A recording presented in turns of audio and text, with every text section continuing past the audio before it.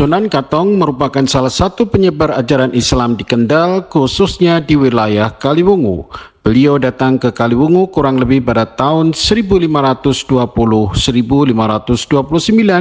dan wafat pada tahun 1574 Masehi. Kemudian jasadnya dimakamkan di Komplek Pemakaman Astana Kuntul Nglayang di Desa Protomulyo, Kaliwungu, Kendal.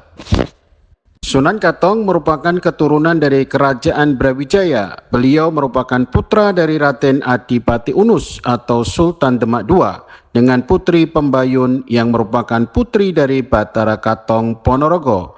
Kakeknya lah atau Batara Katong yang menjadi penyambung sanad antara Sunan Katong dengan Kerajaan Brawijaya karena kakeknya merupakan putra dari Prabu Brawijaya V. Kakeknya ini memiliki peran dalam misi dakwah Sunan Katong di Kaliwungu. Beliaulah yang meminta Sunan Katong untuk membantu Ki Mode Pandanaran, sekarang namanya Ki Ageng Pandanaran, berdakwah menyebarkan ajaran Islam. Ki Mode Pandanaran atau sering disebut dengan Ki Ageng Pandanaran ini kemudian memberikan misi kepada Sunan Katong untuk berdakwah menuju ke arah barat, tepatnya di sebuah pohon di dekat sungai yang berwarna ungu. Untuk menuju ke pohon tersebut tidaklah mudah yang dibayangkan orang, karena pohon tersebut merupakan pohon satu-satunya di Kendal.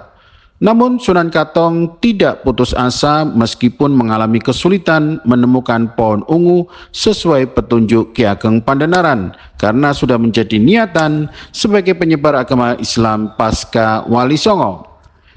Dari arah Semarang menuju wilayah barat, menuju Kaliwungu, Kendal, perjalanan tersebut rupanya tidak sia-sia. Akhirnya Sunan Katong menemukan pohon warna ungu bersama pasukannya dan berteduh sampai ketiduran beberapa waktu di pohon tersebut. Daerah tersebut sekarang dikenal dengan nama Kali Ungu atau Kaliwungu, dengan sungai yang di dekat pohon tersebut oleh masyarakat dinamakan Kali Sarean. Ada cerita lain di balik penamaan kota Kaliwungu ini. Masyarakat setempat ada yang berpendapat jika asal-usul nama Kaliwungu itu merupakan dampak akibat dari pertarungan sengit antara Sunan Katong dengan Empu Pakuwojo ketika Sunan Katong ingin mengislamkan Empu Pakuwojo. Pendapat ini mengatakan dalam pertarungan sengit ini berakhir dengan kematian kedua tokoh tersebut. Kemudian darah yang mengalir itu berwarna ungu, dan dari warna darah tersebutlah nama kota Kaliwungu terbentuk. Untuk menyebarkan dakwahnya, Sunan Katong menciptakan sebuah suluk.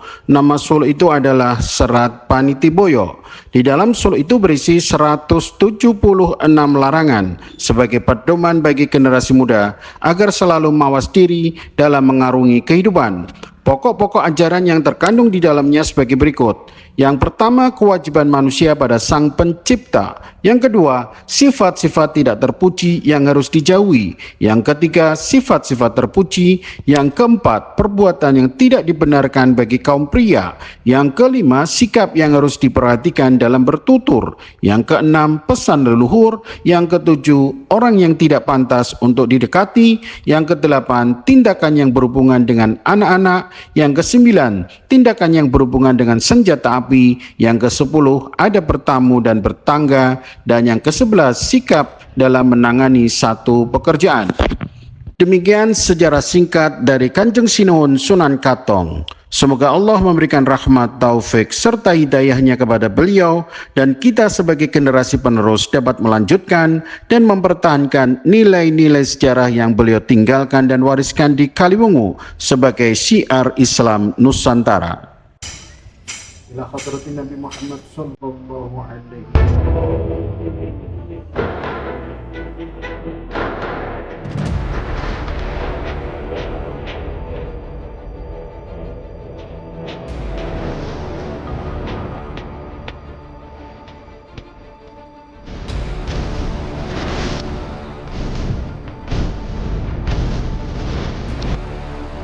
Wali Kembyang adalah seorang ulama dan pendiri Kabupaten Kendal yang menyebarkan agama Islam. Nama asli Wali Kembyang adalah Hamzah. Beliau merupakan sosok ulama pejuang yang memperjuangkan Kabupaten Kendal menjadi kadipaten yang memiliki talenta keislaman hingga sekarang ini. Ia merupakan seorang ulama yang memiliki keleluhuran yang tidak dimiliki orang lain. Selain berjuang, Wali Kembyang juga mensyiarkan ajaran Islam seperti yang dilakukan oleh para waliullah terdahulu. Sebelum berjuang di Kendal, rupanya Wali Kembyang telah terlebih dahulu mensyiarkan Islam di negara Cina. Cukup lama beliau hidup di Cina. Di sana beliau dipanggil dengan nama Han Pian. Padahal nama asli Wali Kembyang adalah Hamzah. Dari nama aslinya bisa disimpulkan bahwa beliau berasal dari negara Arab, yaitu Hamzah. Di Cina, ia melakukan dakwah secara terus-menerus, mulai dari suku Uighur hingga kalangan kerajaan. Ketika ada kekacauan di Tiongkok, ia melakukan perjalanan menuju Kendal, Jawa Tengah. Karena waktu itu banyak orang-orang Cina melakukan imigrasi ke Indonesia secara besar-besaran. Sedangkan Kembyang merupakan nama panggilan yang semula Han Pian. Kemudian beliau masuk ke Jawa dan sempat melakukan pertemuan dengan Sunan Kalijaga di Demak. Setelah itu beliau diutus untuk menuju Kendal dan mengembangkan ajarannya. Sesampainya di Kendal, Wali Kembyang benar-benar berjuang dan membantu mengembangkan Kabupaten Kendal dalam segala bidang. Sekitar tahun 1628 Masehi, dalam perjuangan serta syiarnya, Wali Kembyang memiliki ribuan santri yang ikut dalam ajaran Thariqah Satariyah. Semasa hidupnya, Wali Kembyang dikenal dengan sifatnya yang ramah, sederhana, dan sopan. Namun di balik itu semua, beliau memiliki suatu keleluhuran yang sungguh luar biasa. Beliau dikenal dengan kesaktiannya saat berucap sumpah dalam beradu kebenaran. Karena apa yang diucapkan oleh Wali Kembyang atau ucapan orang lain yang beradu kebenaran, maka hal itulah yang bakal benar-benar terjadi.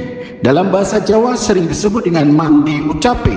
Selain terkenal dengan kekeramatan akan ucapan, Wali Kembyang juga dikenal suka berkuda saat berjuang dan mensyiarkan agama Islam. Hingga saat ini tidak jarang para peziarah yang kerap mendengar derap langkah kuda di sekitar makam. Padahal di Kelurahan Patukangan tidak ada satupun penduduk yang memiliki kuda. Beliau meninggal dan dimakamkan di Kabupaten Kendal. Makam tersebut berjarak kurang lebih 1 km dari Masjid Agung Kendal, tepatnya di Kelurahan Patukangan, Kecamatan Kota Kendal, Kabupaten Kendal. Untuk menuju ke makam, peziarah bisa menaiki becak yang telah tersedia di depan masjid. Setelah sampai di lokasi, akan terlihat bangunan dengan ukuran sekitar 6 x 8 meter persegi dengan papan nama bertuliskan Makam Wali Kembyang. Tidak jauh dari makam tersebut terdapat rumah penjaga makam, yaitu juru kunci. Peziarah disarankan meminta izin terlebih dahulu jika ingin masuk atau berziarah, karena ditakutkan akan terjadi hal-hal yang tidak diinginkan seperti yang pernah terjadi.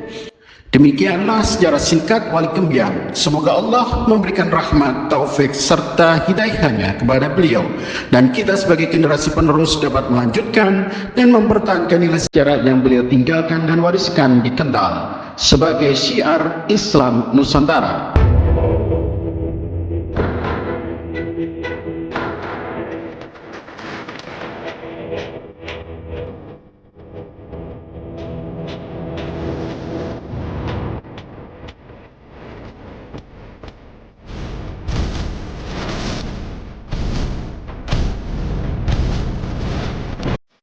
Wali Joko yang mempunyai nama lain Raden Panggung lahir tahun 1463 Masehi. Dia merupakan putra bungsu dari Raja Majapahit terakhir, Raja Brawijaya V atau Prabu Kertabumi, dari hasil pernikahannya dengan Sri Moradiningrum atau Putri Chandrawati. Wali Joko hidup di tengah-tengah kerajaan Majapahit. Ia berperan sebagai Pangeran Majapahit dengan seorang kakak kandungnya bernama Sri Bathara Katong. Raden Panggung mempunyai 1 saudara kandung dan 9 saudara tiri. 9 saudara tirinya adalah putra dari Prabu Kertabumi dari hasil pernikahan dengan istri pertamanya, yaitu Putri Campa, yang mempunyai nama asli Dewi Kian yang berasal dari tanah Chanyu, Thailand, Muang Thai. Ke-9 kakak tirinya adalah Pangeran Naryo Damar, Pangeran Bantian Rejawi, Lembu Peteng, Raden Patah, Pangeran Joko Sengkoro, Pangeran Lembu Gugur, Pangeran Somat Kuto Darmono, Pangeran Jarot Pamulih, Pangeran Partalengan, dan Pangeran Adipati Karanggawong. Perjuangan Pangeran Panggung menyebarkan Islam dimulai sejak runtuhnya Kerajaan Majapahit yang mengalami kekalahan dalam perang melawan Kerajaan Kediri di bawah pimpinan Prabu Girindra Wardena. Setelah kalah perang, Prabu Brawijaya, ayah dari Pangeran Panggung, melarikan diri ke Bojonegoro, desa Singorojo, di bawah kaki Gunung Lawu, yang kemudian meninggal dan dimakamkan di desa tersebut dengan julukan baru, yaitu Pangeran Singorojo. Pangeran Panggung atau Wali Joko dalam masa pelarian karena kekalahan Kerajaan Majapahit terpisah dari ayahnya dan melarikan diri ke arah timur, tepatnya ke Bonang Tuban. Selama dalam pengungsiannya di Tuban, Wali Joko bertemu dan berkenalan dengan seorang mubalik di desa Bonang Tuban yang juga murid dari Sunan Ampel, namanya Syekh Ibrahim Asmoro atau Syekh Ibrahim Asmoro Kondi. Di Bonang Tuban, Raden Joko atau panggilan Wali Joko di mata teman-temannya banyak belajar agama Islam dengan teman barunya Syekh Ibrahim hingga kemudian memeluk agama Islam. Seiring runtuhnya Kerajaan Majapahit, berdirilah Kerajaan Islam pertama di Tanah Jawa. Di samping Kerajaan Islam yang sudah berdiri berupa Kerajaan Samudra Pasai Perla di Sumatera. Kerajaan tersebut adalah Kerajaan Demak yang didirikan oleh kakak tiri Wali Joko, yaitu Raden Patah, yang merupakan putra sulung dari Prabu Brawijaya V atau Prabu Kertabumi V. Di kemudian hari, Raden Patah diberi julukan Syekh Sultan Alam Akbar. Mendengar kabar di desa Pintoro Demak telah berdiri sebuah kerajaan dengan pendirinya yang tidak lain adalah kakaknya sendiri, Raden Patah, maka menjadikan Wali Joko mempunyai keinginan pergi ke Demak. Keinginan Wali Joko kali ini tidak untuk menjadi prajurit atau pamong praja lagi, namun sudah merasakan kejenuhan dengan kedua pekerjaan tersebut. Wali Joko ingin bergabung dengan kakaknya dengan tujuan untuk mendapatkan ketenangan batin dan memperdalam ilmu agama. Wali Joko diantar oleh teman barunya yang sekaligus guru spiritualnya, Syekh Ibrahim Asmoro Kondi, untuk menuju ke Demak dan menemui Raden Patah untuk mengutarakan niatnya dalam memperdalam agama Islam. Setelah bertemu dengan kakaknya Raden Patah, Wali Joko diberi titah dan arahan untuk berguru kepada Kanjeng Sunan Kalijaga.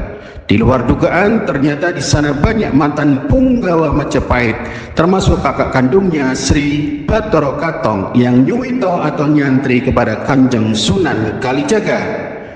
Setelah beberapa lama nyantri dengan Kanjeng Sunan Kalijaga, Pangeran Panggung diberikan julukan oleh Kanjeng Sunan Kalijaga dengan panggilan Syekh Rafiuddin.